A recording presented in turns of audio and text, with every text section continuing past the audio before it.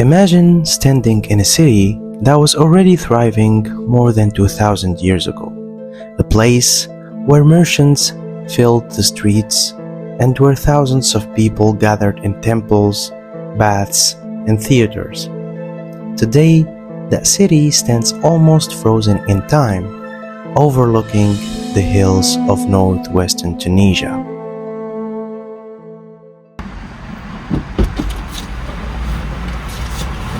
Yo. Good morning, everyone. So we just got our bakeries and it is 9:30 in the morning. We're heading to somewhere really special, and it is in the northern part of Africa, and it is one of the most preserved old Roman cities in the world. So let's go.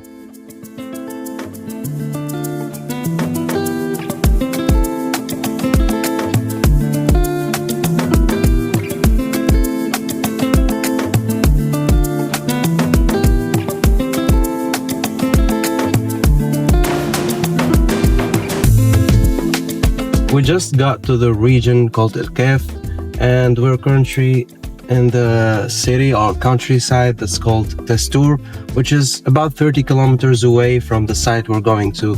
So let's keep driving and let's enjoy the ride.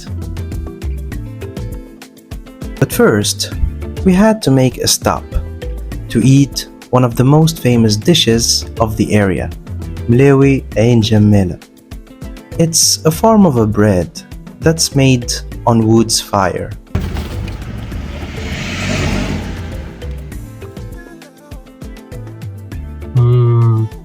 عالمية. Tastes amazing.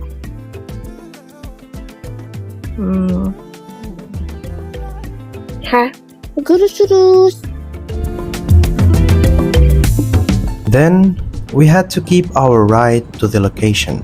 The road was hard and steep, so I had to take care while driving, but in the end, we made it safely. So we just made it, and I want you to enjoy the view here. Wait a second. It's a little bit windy here.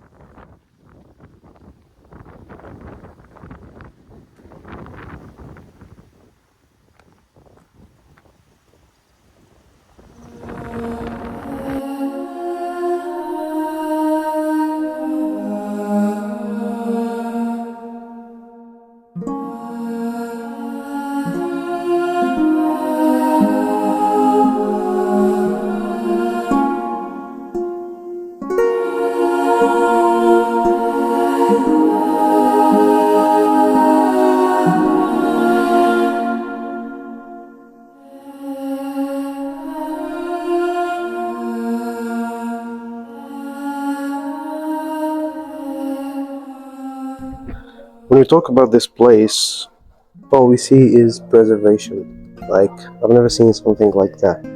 This is one of the most preserved scriptures, Roman scriptures ever. As you can see the details. And the Latin, maybe? I don't know.